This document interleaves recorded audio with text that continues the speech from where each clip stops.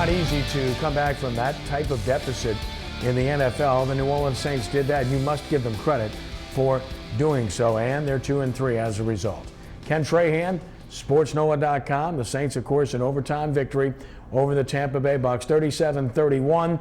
They got the only possession of overtime with the rules, which we've already debated and discussed on this show via the Denver Broncos and the Seattle Seahawks. And the Saints won the toss. That was the most important play of the game, and they took advantage of it. The Saints with 511 total yards to just 315 for Tampa Bay, an illustration of how the best team won, but it almost didn't happen. Drew Brees threw it 57 times, and it was a mixed bag.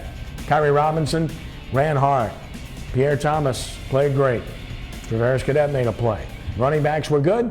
They won the game. So as we go over what transpired and how it transpired, Amy, first and foremost, a win is a win is a win. So you accept it as that, but I don't think anyone would say that this was the resounding win that they were looking for as a double-digit favorite. No, absolutely not. You know, the Saints came out, and when the game began, you saw the intensity that you were expecting to see from the Saints playing at home, absolutely desperate to have a W in that win column. But as the game progressed, the intensity definitely went down. It took an 11-point deficit for them to find it yet again. They pull it off. Certainly in overtime they were great, but Drew, certainly not as consistent as we're used to seeing. And, you know, yes, the running game was there, but I still think that we need to see more of Pierre Thomas. I agree with you. I tweeted that the whole game, but I've been saying that, and you hardly saw the field in the first half the previous week against Dallas. Brian, when you look at Drew Brees, it's been the soup du jour, if you will. Everyone is talking about him and whether or not he's losing it or his fastball has lost 2 or 3 miles an hour. I don't think that's the case at all. I think the arm strength is exactly what it was that we saw from him 5-6 years ago. But decision making, that's really where it's at, because he's never had the big arm. He will underthrow a deep ball occasionally, but it's all about the decision making. You can't throw a ball outside the hash marks when a defender's 3 feet away from the receiver. You can't just throw a ball up when you're getting hit and give up a pick six. There's a good time to take a sack. To me, it's about the decisions, not about the execution. Yeah, I agree. You know, I can't remember a game where officially he was not sacked, but he throws 3 picks, 1 return for a touchdown. He was under a lot of duress all day long. And it's funny, he acknowledged after the game that he thought that he made good decisions. Man, oh man. I mean, Drew, I have tremendous amount of respect for Drew Brees, but I thought those 2 passes, the one before the end of the half and the other one that was tipped and intercepted return for a touchdown, I thought they were bad decisions, you know. And this is not the first time where I think he's made some bad decisions this season. But he has been under a lot of duress, Kenny. And, you know, the offensive line has not held up its end of the bargain. Well, they played the Buccaneers, so let's buck the trend a little bit here as we have a little fun with things and we take a look at the negative trends. Of course, the Saints quarterbacks throw 3 interceptions. Look at the record since 1995, 1-31. Gee, I wonder what that one was. The Saints -2 turnover margin, 2-54 since 1999. And NFL quarterbacks throwing 57 passes in a game. It's too many.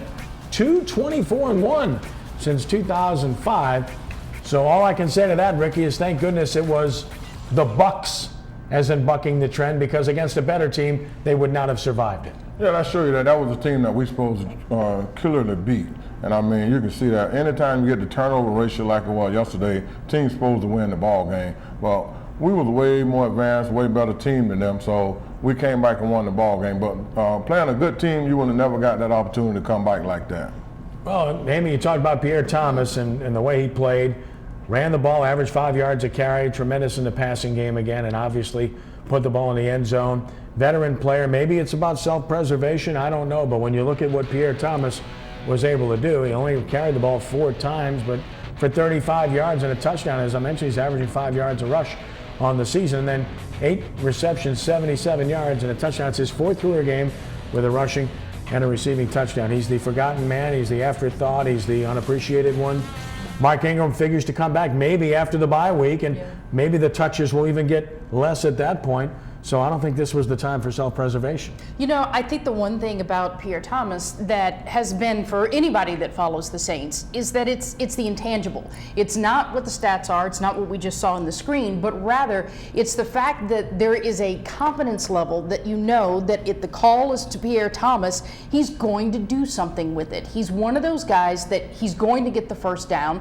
He knows where the yard markers are. He's just one of those players that you have faith in that when he has the ball in his hands, he's going to make something positive happen for New Orleans. And it's not to take anything away from Kyrie Robinson, who was absolutely fantastic yesterday. But it goes back to the fact that Pierre Thomas, again, and I say it once again, has that intangible factor that you can rely on him to get it done in crunch time. Yeah, the snaps that Thomas gets are not the snaps that Robinson will get. It's Cadet that's taking snaps away from Pierre Thomas based upon roles on this football team. Now, Brandon Cooks, Brian, here's a topic. At 32 catches, he's been very good as a rookie, but for only 8 yards per reception. Are they utilizing him properly? And we did see a few times where he kind of ducked down and avoided contact yesterday. Self-preservation, again, the theme, and there's nothing wrong with that, but sometimes you need to get to the sticks.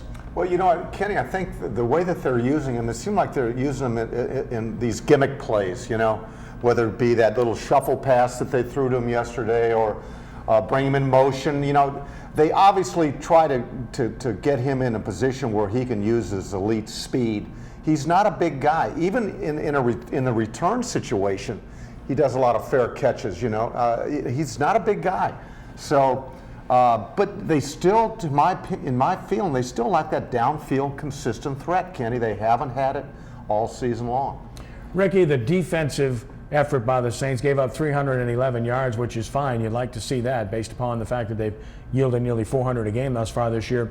That was an improvement. They actually got a turnover, a great play by Patrick Robinson, but they should have had a second. Junior Gillette just drops the ball inexplicably, and again, they lose the turnover battle. Still, it was a bit of a step up for this defense. Kenny Vaccaro played well, right? Yeah, I mean, the defense played well. They was hungry yesterday. You could tell that they got together and they were determined to go out there and put up a good showing. And I'll tell you that the defensive line, they held their own.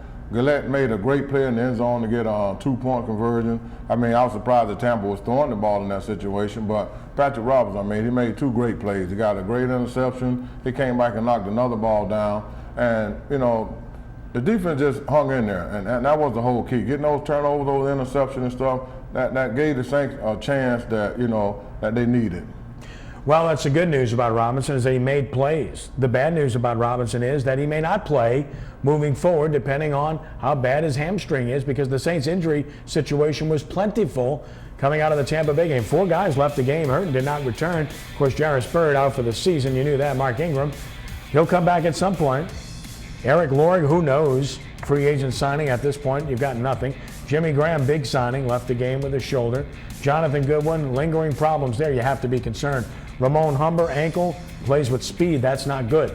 Patrick Robinson, we mentioned the hamstring injury. So many injuries. So, Amy, you'd rather have the bye later in the year, typically speaking. Yeah. But in this particular instance, maybe it doesn't fall at a bad time. No, absolutely. The Saints need a week to get healthy. And I think that, speaking of injuries, that at least of the time that we're sitting here, that while they're saying that Goodwin's okay, still very silent about what's going on with Jimmy Graham, which I think gives everybody pause as to, is it more serious than anybody wants to allude to? Well, of course, the Saints aren't going to tell you until they have to, Brian. You know the way, and that's, again, not a criticism. It's just they don't have to, so they're not going to. It's that simple. Frankly, I was surprised we got updates in the press box during the game, which you normally don't get on guys being out for the game. I agree, and it makes me think of, was it a year ago when Jimmy Graham suffered the plantar fascia?